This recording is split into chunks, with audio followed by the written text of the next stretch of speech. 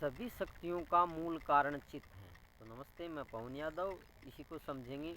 दुनिया में आपने जितनी भी शक्तियाँ सुनी हैं या टीवी पे देखी हैं या फ़ोन पे देखी हैं या सुनी होंगी, शास्त्रों में पढ़ी होंगी, अलग अलग तरह की शक्तियाँ होती हैं। उनका मूलभूत कारण चित्त होता है। चित्त की वजह से ही सभी शक्तियाँ पैदा होती हैं। ऊपर से तो आपने काफ़ी शक्तियों के बारे में सुन लिया है। जैसे एक शक्ति है बारिश करवा देना, ये भी एक शक्ति है। दूसरा, किसी को मार देना, ये भी एक शक्ति है। तो ये एक दो उदाहरण दे के ये बताया गया है, ये सभी शक्तियाँ हैं। और आपने देवताओं के पास भी शक्तियाँ सुनी होंगी या देखी होंगी। तो शक्तियाँ तो बहुत सी हो सकती हैं।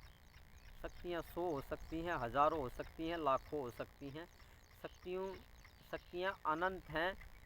लेकिन शक्तियाँ पैदा कहाँ से होती हैं, उनका मूल कारण कहाँ पे है, उसकी पैदाइश कहाँ पे है, उसका मूल कारण है चित्त। काफ़ी घातक विद्या है ये। तो इसके बारे में ज़्यादा हम नहीं बता सकेंगे ज़्यादा गहराई से। ये क्वांटम फिजिक्स से रिलेटेड है। वैज्ञानिक तौर पे तो ये बात आपको समझ में नहीं आएंगी, क्योंकि काफ़ी अनपढ़ लोग भी मेरे वीडियो देखते हैं। तो ऐसी भाषा में बात करेंगे कि आम आदमियों को समझ में आ जाए। ज़्यादा साइंस की और विज्ञान की भाषा में बात नहीं करेंगे, वैज्ञानिक तौर पे आपको समझ में नहीं आएगी।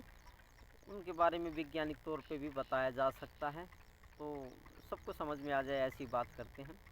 तो शक्तियाँ, कोई भी शक्ति चित्त से पैदा होती हैं। आप शक्तियों के पीछे ना भागें। शक्तियाँ हज़ारों हो सकती हैं, लाखों हो सकती हैं, 100 हो सकती हैं, 10 हो सकती हैं। आप चित्त से कोई भी शक्ति को प्रकट कर सकते हैं। जो भी आपको बताया गया, बारिश करवाना, किसी मरे हुए को ज़िंदा करना, या फिर किसी को मार देना, या किसी का अच्छा कर देना या किसी का बुरा कर देना, शक्तियाँ हज़ारों हैं। उनका उद्गम स्थान चित्त होता है।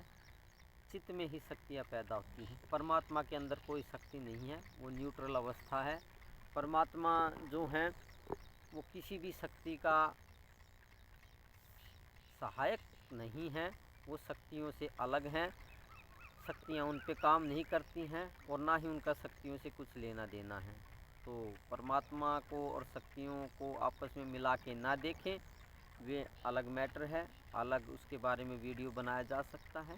तो बात चल रही थी कि जो विभिन्न प्रकार की या काफ़ी टाइप्स की शक्तियाँ हैं वो संसार में हैं और निश्चित ही हैं, और वे चित्त से पैदा की जा सकती हैं, या ऐसा कह सकते हैं चित्त ही उनका मूल कारण है। चित्त ही शक्तियों को पैदा कर सकता है।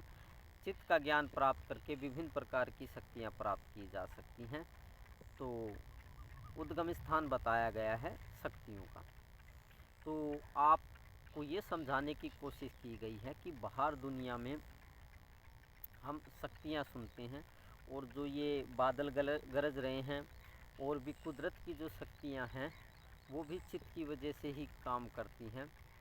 तो चित्त के बिना कोई शक्ति काम नहीं करेगी, चाहे वो शक्ति आपकी है, चाहे कुदरत की है, चाहे आप कोई नई शक्ति पैदा कर रहे हैं। कुछ शक्तियाँ तो आपको कुदरत की तरफ से मिली होती हैं, जैसे पैर हिलाना, सोच विचार करना, पलक झपकाना, खेत में काम करना, किसी का सर फोड़ देना, ये भी शक्ति ही है। तो किसी का अच्छा या बुरा कर देना, कोई आविष्कार कर देना, ये कुछ शक्तियाँ तो आपको मिली हुई हैं। क्रोध करना।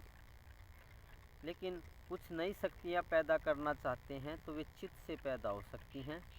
तो चित्त के बारे में अब ज़्यादा गहराई से नहीं जानेंगे कि कैसे शक्तियों को पैदा की जाए, क्योंकि ये वीडियो समाज में जाएगा। और चित्त की शक्तियाँ बहुत ही घातक होती हैं। ये तांत्रिक होते हैं, उनसे भी ज़्यादा घातक होती है। ये देवता होते हैं, उनसे भी ज़्यादा घातक होती हैं। ना तांत्रिकों के पास ना देवताओं के पास ये शक्तियाँ अवेलेबल हैं। जो चित्त के राज को समझ जाता है वो बहुत घातक शक्तियों को पैदा कर सकता है, और उनका दुरुपयोग भी कर सकता है, और कुछ लोग उसका सदुपयोग भी कर सकते हैं। और जो संत होते हैं वो कोई प्रयोग नहीं करता, ना वो दुरुपयोग करते हैं और ना वो सदुपयोग करते हैं। वो संत हैं, वो ब्रह्मज्ञानी हैं, वो महात्मा हैं, इनका उपयोग वो नहीं करते हैं।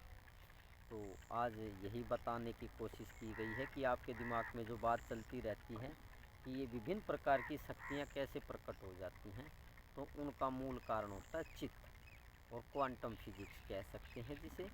क्वांटम फिजिक्स के बारे में अंग्रेजी में फिर से बात करेंगे कभी। अभी चित्त के बारे में जान लो और थोड़ा सा समझ होनी चाहिए। हाँ बिल्कुल हो सकता है, आप क्या सोच रहे हैं कि शक्तियाँ प्रकट नहीं होंगी, बिल्कुल हो सकती हैं। इसके बारे में गहराई से तो वीडियो पे नहीं जानेंगे, लेकिन एकांत में मिलके या समझ के ये शक्तियाँ प्रकट की जा सकती हैं गुरु सानिध्य में। गुरु उनका ज्ञान देता है, जो ब्रह्मज्ञानी हैं, आत्मज्ञानी हैं, वे गुरु जो पूर्णता को प्राप्त है, वही खुद भी पैदा कर सकते हैं आपके चित्त के अंदर शक्तियाँ, या उनके सानिध्य में रह करके समझ बढ़ा करके या विज्ञान को जान करके आप भी पैदा कर सकते हैं। तो आप किसी तरीके से भी पैदा कर सकते हैं, या तो गुरु सेवा से गुरु कर देगा, या फिर गुरु से बात को समझ करके आप खुद भी कर सकते हैं। तो धन्यवाद आज के लिए। चित्त ही शक्तियों का मूल कारण है, यही जानना। Thank you very much.